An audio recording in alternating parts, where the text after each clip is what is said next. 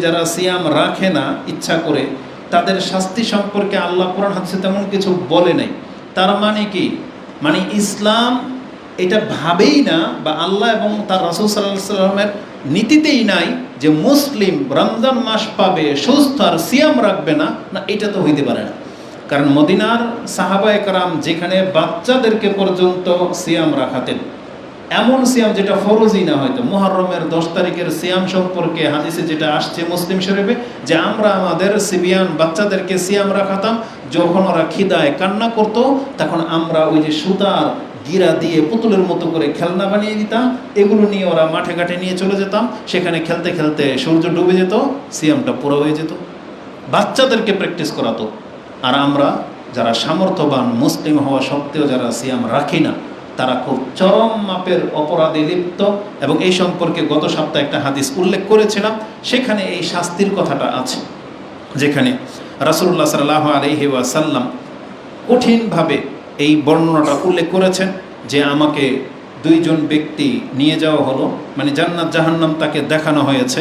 তখন এক ব্যক্তি বলেছে যে, তিনি বলতেছেন ফাইজা আনা বিকৌমিন মুআল্লাকিনা বিআরাকিহিম, আমি কিছু কওমকে দেখতে পেলাম যাদেরকে এই মানে এই ললাটের মধ্যে দিয়ে লটকিয়ে রাখা হয়েছে, হুকের মতো করে বেঁধিয়ে রাখা হয়েছে। আর মুশাক্কাকাতিন আশদাকুহুম, তাদের এই চোয়ালটাকে এই যে ঠোঁটের দুই পাশ থেকে এদিক দিয়ে ফেরে ফেলা হয়েছে, মানে এই দিক দিয়ে একবারে কেটে ফেলা হয়েছে। আশদাকুহুম তাসিলু আশদাকুহুম দামান, এবং এই চোয়াল দিয়ে যে রক্ত এখন যে ফেরলে রক্ত বেরোবে না, এইভাবে রক্ত ঝরতেছে। রাসূলুল্লাহ এমন কিছু ব্যক্তিদেরকে উপর দিকে লটকিয়ে থাকতে দেখেছেন। জিজ্ঞাসা করা হলো কুনতু মান হাউলাই, এরা কারা?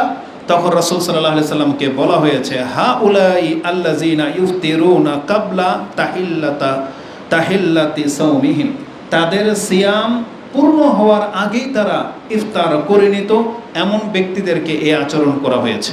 তার মানে উদ্দেশ্য কি? কোনো মুসলিম হয়তো এমন নাই যে সিয়াম রেখেছে আর ইফতারি হওয়ার আগেই 5টা বাজে ইফতারি করে নেবে, এমন হয়তো নাই। বাচ্চারা করলে করতে পারে, ভুলে কেউ করলে করতে পারে, কিন্তু ইচ্ছা করে এটা করবে না।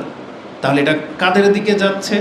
যেমন আজকে সারাদিন পানাহার থেকে বিরত থাকার নাম ছিল সিয়াম, তাহলে যারা পানাহার থেকে বেঁচে থাকতেছে না, তার মানে ওর কিন্তু এখন খাওয়ার সময় হয়নি। তাহলে এই ব্যক্তিরা হলো সেই ব্যক্তি যারা সময়ের আগেই খেয়ে নিচ্ছে, তার মানে ওর সময় হবে সূর্য ডুবলে, আর ও সারাদিন খাচ্ছে নাজায়েজ অবস্থায়। তাহলে এই ব্যক্তিদেরকেই এমনটা করা হবে যাদের এখানে হুক লাগিয়ে দিয়ে তাদের চোয়ালটাকে ফেরে ফেলা হবে, এবং এইভাবে তাদেরকে লটকিয়ে রাখা হবে জাহান্নামে। আউযুবিল্লাহি মিন যালিক। আল্লাহ আমাদেরকে এই সমস্ত পাপীদের হওয়া থেকে আল্লাহ তুমি আমাদেরকে হেফাজত করো। এই হাদিসটি ইবনে খুজাইমাতে 1986-তে রয়েছে, ইবনে হিব্বানে 7491-তে রয়েছে, তারগিবে তারহিবে নাসরুদ্দিন আলবানী এটাকে সহিহ বলেছেন, 1005 নম্বরে আপনি পেয়ে যাবেন। বিষয়টাকে আপনি কেন গুরুত্ব দিবেন না? যেখানে একজন ব্যক্তি সিয়াম রেখেও অপরাধী, আল্লাহ তাকে পর্যন্ত তিরস্কার করেছে। যেই ব্যক্তি সিয়াম রেখে অলস, যেই ব্যক্তি সিয়াম রেখে মূর্খামি ছাড়ে না, যেই ব্যক্তি সিয়াম রেখে মিথ্যা ছাড়ে না, তাকে তিরস্কার করা হয়েছে যে আল্লাহ বলছে তোর সিয়ামের কোনো প্রয়োজনে নেই। আর যারা সিয়াম রাখবে না তাদের শাস্তিটা কি হতে পারে? কারণ রাসূলুল্লাহ সাল্লাল্লাহু আলাইহি সাল্লাম বলেছিলেন মান লাম ইয়াদা কাওলা যুর ওয়াল আমালা বিহি ফালাইসা লিল্লাহি হাজাতুন আইয়াদা তাআমাহু ওয়া শারাবা, যেই ব্যক্তি মিথ্যা এবং মূর্খামি ছাড়তে পারলো না, তার মানে এই ব্যক্তির খাদ্য আর পানি ছেড়ে দেওয়াটা আল্লাহর কাছে কোনো প্রয়োজন নাই। এত বড় ধমক দেওয়া হয়েছে একটা সায়েম ব্যক্তিকে। তাহলে যেই ব্যক্তি সিয়ামই রাখে না, তাদের শাস্তিটা আপনি খুব হালকাভাবে নিয়েন না, এটা খুব কঠিন হবে। এই জন্য যাদের ঘরের কোনো এমন সদস্য থেকে থাকে যে সিয়াম রাখতে অলসতা করে, অথচ তার উপরে সিয়াম রাখা ফরজ, অবশ্যই গার্জিয়ানদের এটা কর্তব্য, তাকে বাধ্য করা, তাকে সিয়াম রাখতেই হবে। আল্লাহ যেন আমাদেরকে তৌফিক দান করেন, আমিন। তো আমরা এই সিয়াম সম্পর্কে আর তেমন কিছু বলবো না, শুধু এই রমজান মাসের মর্যাদা সম্পর্কে আমরা আমাদের দৃষ্টিতে যেটা দেখতে পাই তার একটা নুকতা বলে দিই। আজকে যারা সিয়াম রেখেছেন, আপনি হয়তো ফিল করতেছেন না, কষ্ট করে যদি এই একটা মাস সিয়াম রেখে নেন, তখন আপনার মর্যাদা হয়ে যাবে এমন, বাকি 1 বছর এটা রাউন্ড ফিগার চলতে থাকবে। তার মানে কেমন?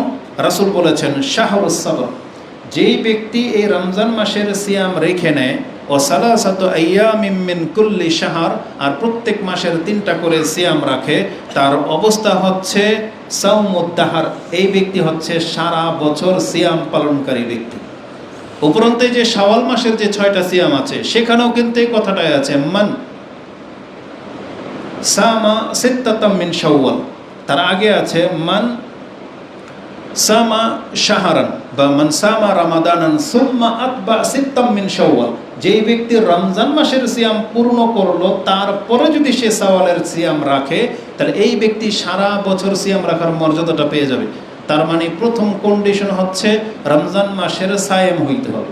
আপনি আমি যদি রমজান মাসে সিয়াম রাখি তাহলে আমাদের মর্যাদাটা এমন হয়ে যাবে, ওই 6 সিয়াম আমাদের উপকারে আসবে। প্রত্যেক মাসে যদি আমরা 3টা করে সিয়াম রাখতে পারি, তাহলে রমজান মাসের সিয়াম রাখার কারণে বাকি মাসগুলোকে আল্লাহ আমাদের জন্য সাইম হিসেবে গণ্য করে দিবেন এবং আমাদেরকে সারা বছর সিয়াম পালনকারী ব্যক্তি হিসেবে ঘোষণা করা হবে। এটা অনেক বড় ব্যাপার। এবং মহিলাদের জন্য তো আল্লাহ সুবহানাহু ওয়া তাআলা অপশন দিয়ে দিয়েছে যে তাদেরকে শুধুমাত্র রমজান মাসের কথা বলা হয়েছে, অন্য কোনো মাসের সিয়ামের কথা বলাই হয়নি। যে কোনো নারী 5 ওয়াক্ত সালাত আদায় করে ওয়াসামা শাহরাহা, এই শুধু এই একটা মাস সিয়াম পালন করে, কিলা লাহা, তাকে বলা হবে উদখুলিল জান্নাহ মিন আইয়ি আবওয়াবিন সামানিয়াতা শাত, তুমি জান্নাতের যে কোনো দরজা দিয়ে ঢুকতে চাও ঢোকো, এমনটা বলা হবে। কিন্তু এটা হচ্ছে মূলত রমজান মাসের মর্যাদা।